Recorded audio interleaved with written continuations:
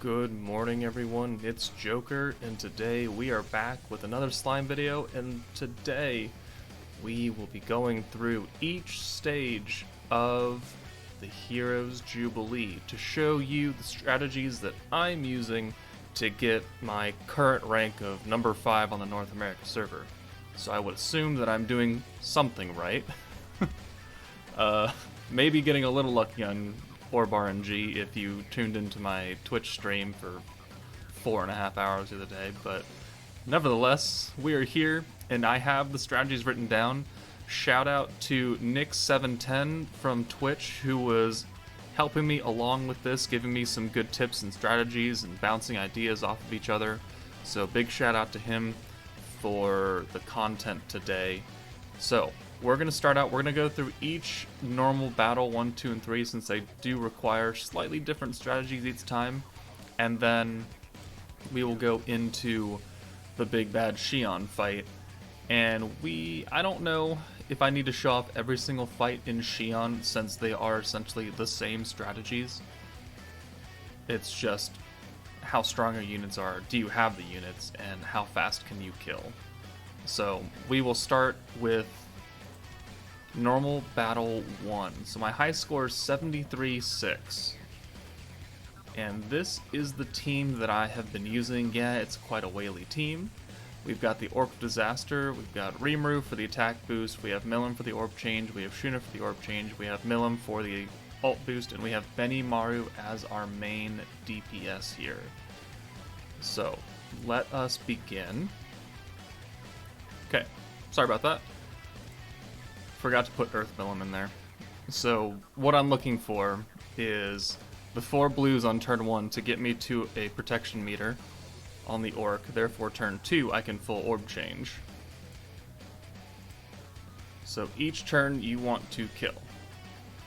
Alright, yeah, that looks a lot better. Alright, so we'll do this. Doesn't really matter. Take out this mage dude. Goodbye. We have the Orc of Disaster now. I know that's not very feasible for a lot of people who don't have all the units, but this is the strategy that I found that's given me the most points. You may try and replicate it somehow. What a perfect hand here. So we're going to orb change here into a full 6-card send. And now we're going to bring in Benimaru for Dark Milim since she's no longer required. She was here mainly for some orb changing if we needed it, but we didn't. So, and let's bring in Wind Milim for Shuna.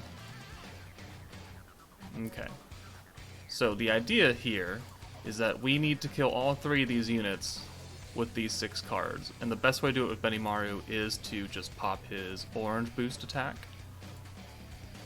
Therefore, everyone does more damage, and he does extremely more damage. So generally what I do is I send 3 cards, 2 cards, and then he gets the 200% boost, and they should all die. I say should. Thank you, thank you. Okay, there we go. Benimaru is obviously 6-star with 6-star gear, so again, sorry to those who don't have that. Alright, so here, if we get lucky, which we do, okay, perfect. Not perfect. We're missing 1 point. Are you kidding me? How does that work out? Funny. Okay, well, anyways, the strategy here would be to double boost with both Rimuru and Milim. Send each one of these 3 attacks onto each one. I guess we'll just alt boost since that's only... And I guess we'll attack boost here. So we can at least do something. Not quite as big as the 40%. So 1, 2, 3, and then the ult. Therefore you get them lower, so you get that overkill damage a little higher. Doot, doot, and doot. And then we have the AoE ult with Benny. And they're all dead. Cool. We got some Pierce on the other guy. And we are hitting 73.5, so just a little bit less than my high score, which isn't bad. Maybe if we had the extra boost with Rimuru, we could have actually broken my high score. But that is the strategy for stage 1. I have seen people try and do it with Ifrit for the ult rush for Benny, I have personally used Charybdis and the Space Team, which is a little bit more RNG dependent and orb changey dependent, but if you can get a whole hand of green, if you can get Charybdis, and you can kill everyone in 3 turns, then, I mean, that works, because he also increases your skill point cap and you can double boost. That is another strategy you could use, but you're really looking for AoE ults. So if you're going to use Charybdis, your best bet would be to either ult with Space Ranga or Space Rimuru. And if you're using Ifrit, then obviously you're still going to continue to use Benimaru. So, let's move on to stage 2, which needs a slightly different team. So now we need the blue to green orb change, which would be Win Shuna. And these are against 2 enemies. So we're going to run the same team, it's just you get a different starting hand, but you're still looking for a 3-turn kill. Okay, let's try this again. Stage 2 has not been working out with me. It is not being kind, causing me a little bit of frustration. And we already have a blue coming next. Incredible. Incredible. We're going to orb change into a full hand of green. We're going to full send on the dude over here. Get him down low because he raises his defense on turn 1, and therefore he doesn't take too much damage after this. We want to get him as low as possible, that way we can get close to overkilling him.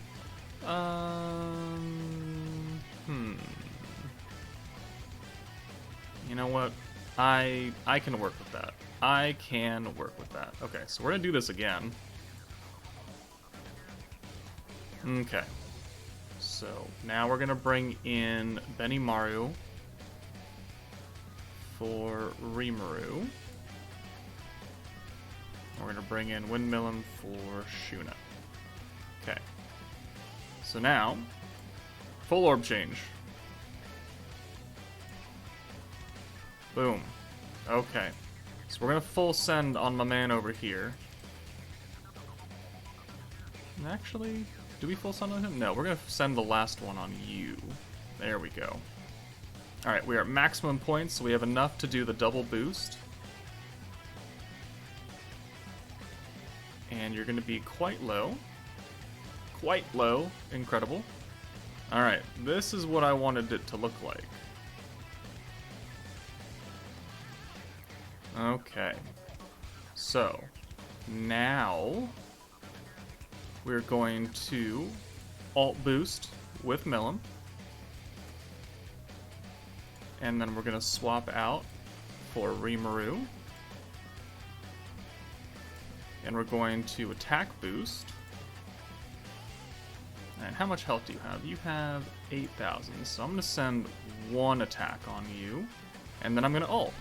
I'm gonna get you closer to... Actually, hold on. Do we send these 2 instead? I think we'll send those 2 instead, just in case. We probably could have sent the Benimaru card. So we're gonna AoE ult here, 16, 17 right there. On turn 3. And what is our ending score? 71-1. Oh, we beat our score by 80 points or so? Somewhere around there? Okay, I mean, we've increased, so there you go. It works. It took me a while to get that kind of RNG, but it worked. So, that's the strategy. Orb change into full hand of green turn 1. Bring in your DPS on turn 2 after you've orb changed with the orc for a full hand to get your ult on turn 3, and then double boost on turn 3 and get them down as low as possible and then nuke the crap out of them. So, let's move on to stage 3. Okay, we are here in stage 3 now. Now, you missed my first turn, my first action technically, because this stage is an RNG festival. Because you start with a 2-2-2 hand, and that does not change. So, in order to get around that, we are bringing Kenya, the goat, whose skill is redraws your entire hand. increases all your blue increases by 6%, which, if you can get lucky, like I did here finally after like 5 resets, is that we have enough to get the Orc Disaster Protection meter now. So, with that said, we'll go ahead and take you out of here now, and we'll bring in Beretta. So, we can do this. We are working to get an ult for Milim on turn 3 or 4. I know turn 3 is maximum turn value, but my highest score came on turn, I think, 5, because I got a serious amount of overkill. Yeah, I think this'll be okay. Yeah, I think this'll be okay now. Okay, can we get an ult with Milim here, though? We can get an ult, okay. We have 81 points. Okay, this is looking pretty good. So, we have 2 options here.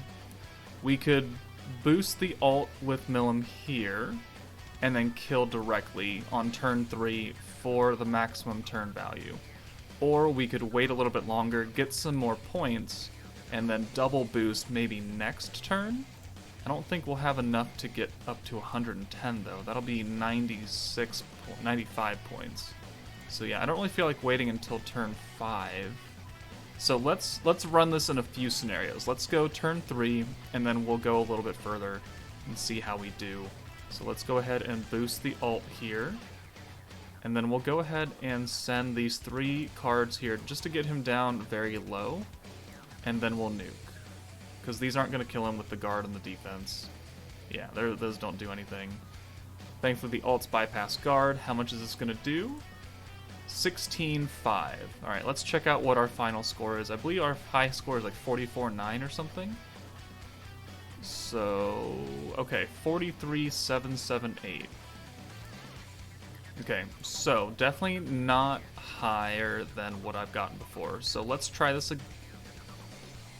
Okay, we're loading for a while. Let's try this again. Let's try and kill on turn 4. This, if we can get some good Kenya RNG here. As it is, it's always a crapshoot with him. It's never guaranteed. We are redrawing entirely randomly.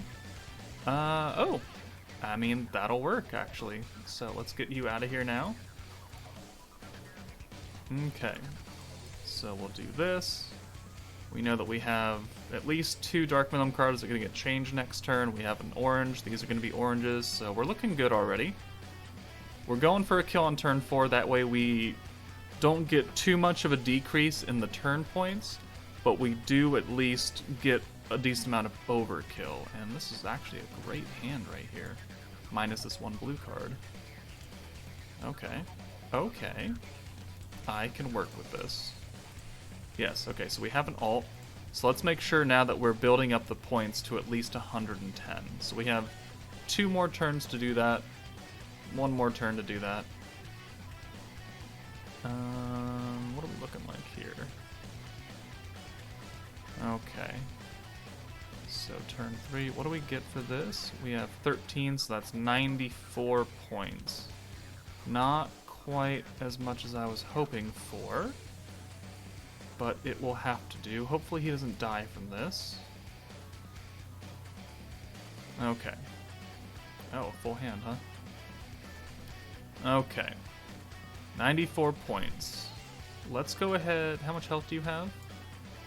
22.5. Alright, so let's go ahead and just ult boost here. And then, let's see, so let's send 2, let's send 1. Let's send 1, just in case. Yeah, good thing we just sent 1. Alright. So we're gonna do 16-6 here on turn 4. Not maximum turn bonus, but we are getting a little bit of overkill. And 42-2.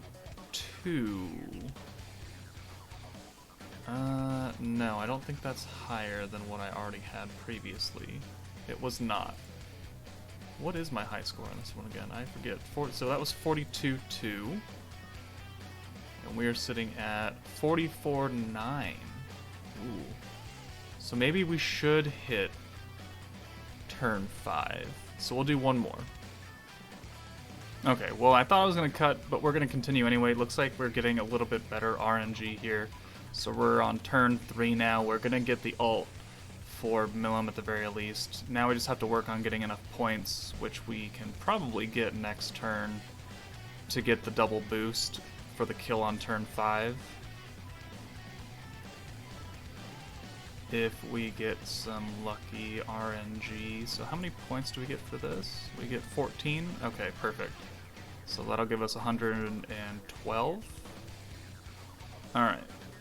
So we're going to go ahead and send these 3. We're guarding, we're crit guard, okay. Awesome. Alright, so here we're going to ult boost with Windmillum. We're going to swap her out for Rimuru and get the attack boost in here. How much health do you have? You have 51. I think we can safely send 2 attacks because the guard and even with the attack boost up, could be the bane of my existence right here, but we'll find out. Nope, we're good. Alright, could have sent 3 probably. And we're doing 26-5. So let's see what this score ends up being now. 43,780. So still not higher than my 44.9, but definitely higher than the previous ones where I've killed on earlier turns. So I think if you want to score at least a little bit higher, you forsake the turn 3 kill and instead go for the overkill amount. And if you can get it high enough, it will offset the points you lost for the turn bonus. So that's it for the normal fights, guys. Let's move on to the Xion fight now. Okay, we are back. It's been about 3 hours since the last recording of the normal fights. Had some work, had some lunch, had to take care of a few things, so we are back. We're going to go into the EX boss battle versus Xion, Hakuro, and Soe. I can explain all of the intricacies of the fight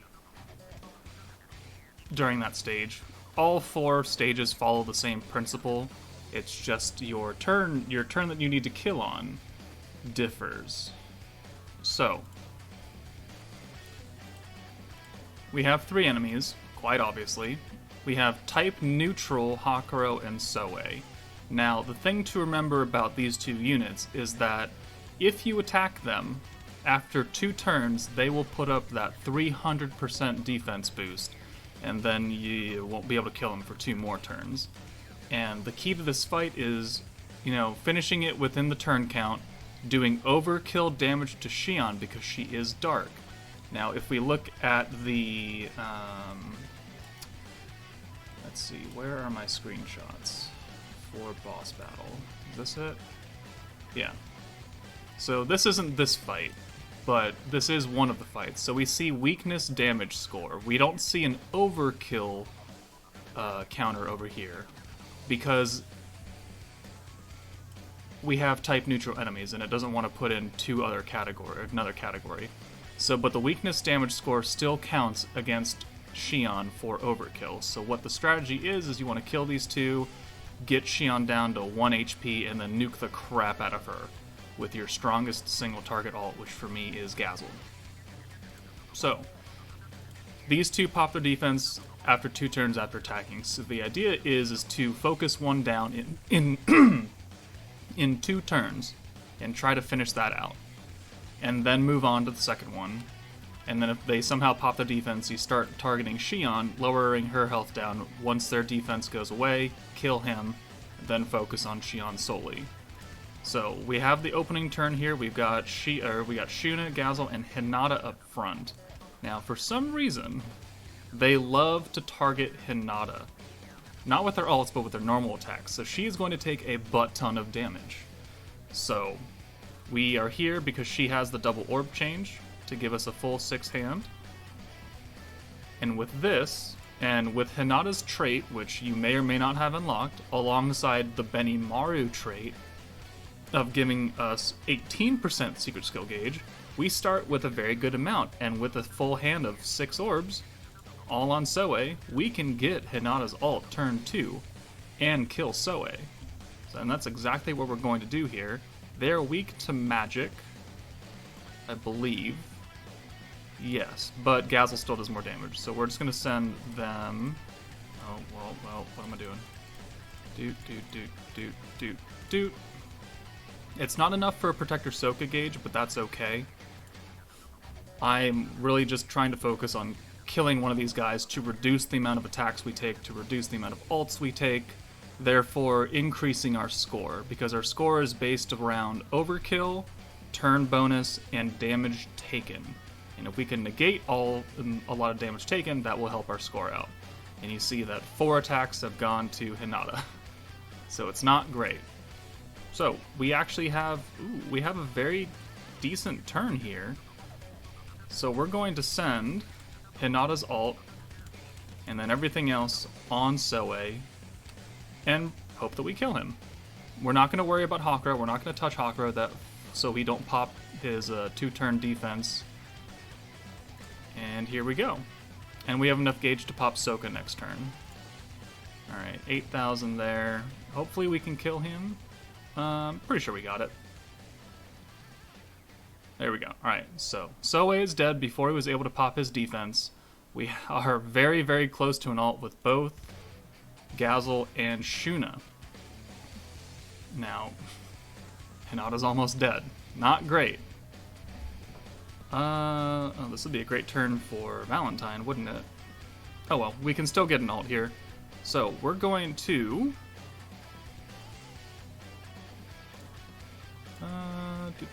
Do I want to switch out?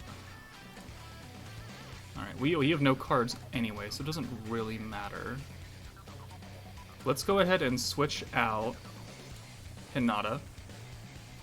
And then we're gonna go ahead and pop the gun. We're gonna go ahead and yeah. We're gonna pop the guard now. Just reduce the amount of damage we take from these normal attacks. And now we can begin sending on Hakuro because these 4 cards are going to get us both ults. And then we can ult Hakuro with twice. And he's gonna die before he's able to pop his defensive buff. And then we only have to worry about Xion, and that is just a case of getting her down very, very low, and then having enough points to boost our attack with Leon and boost our attack with Gazel's skill. Now, we have this attack seal right here, and that lasts for, I think, 3 turns? It disappears on turn 5, which means that once this goes away, once we nuke with Gazel, we need to get him out so Xion doesn't debuff him again, because in order to get maximum points, you have to do maximum damage, and this will seal up his skill 1, which increases his own attack by the 24% or something. And you kind of need that if you're going to want to score high. Because you can boost with the Leon light skill, because that is a separate damage modifier, so that's not affected. But you still want extra damage on Gazel. So right here, we are going to, I think, we will ensure that, well actually no, it doesn't matter because he's dead anyway, so we can't do that. So we're just going to launch, and then we will follow up just in case. And if Hakuro dies before these 3 normal attacks, they'll just start going to Xion, and that's totally 100% fine. So let's go ahead and send it. So 8,600, Gazel will do about 995, okay. And then these 3 attacks should kill, there we go. And we have the last one with the damage boost going to Xion, excellent. Alright, so we're looking good so far. Wow. Okay, so but the thing is now, the attack debuff is gone. The crit debuff will still be there, which is unfortunate. It means we don't really have a good chance to crit Xion. but the attack debuff is gone. So the most important thing you want to do is for your nuking character, get them out. So goodbye. That way we don't have to worry about his attack being sealed. And now all we have to do is start whittling down Xion to the lowest amount of HP that we can possibly get her to without killing, and making sure that we have enough points to use both the Leon light up skill and Gazel's skill, which is 80 points. 55, 15, no, 50, 70, hold on. Dude, I suck. 60, 70 points. 70 points! Dear Lord. Okay. So, we should... What should we do here? I don't really feel like changing all these orbs. So I think we will just pop the guard up again. Xion's ult will bypass the guard, but her follow-up attacks will do less damage. That's fine. And we're just going to send these blues just to get them out of our hand. That way we can make room for, hopefully, a bunch of oranges. Okay, guard. Awesome. That's okay. That's not great, but it's okay. Alright. So the thing to note, one other thing to note here is that you want to kill her on turn 9 for max turn score. We are on turn 7, so we have a little bit of playtime left over, and we have... Ooh. We can do this as well. So we're going to orb change here, and then... oh no, Hinata is still high up because we never reduced her score. That's unfortunate. That's going to be what, like 30... No, it's going to be like, yeah, 50 points or something? I don't know if I want to use that. That'll put us a little low. So let's just go ahead and send this as it is. We get a Murin ult, which is decent. Shuna doesn't have another ult yet.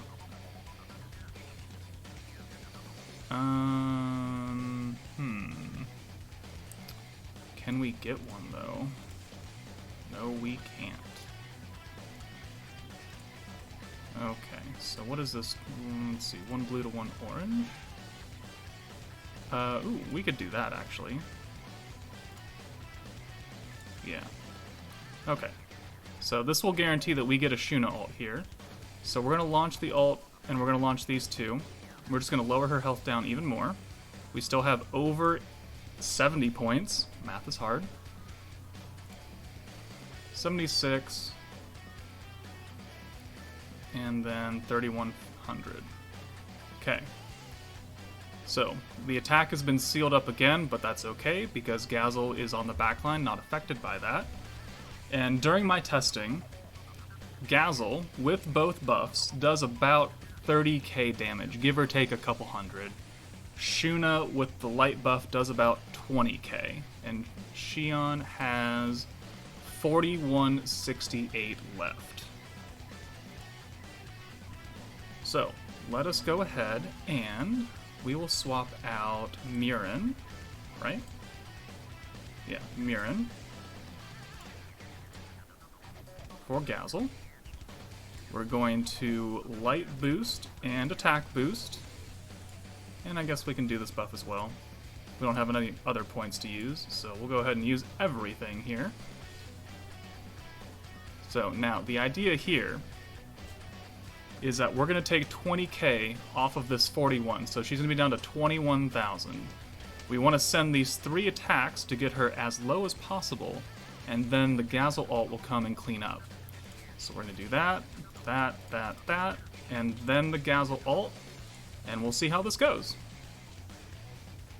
So Shuna does 21.7, give or take, okay? 1, 2, 3, up.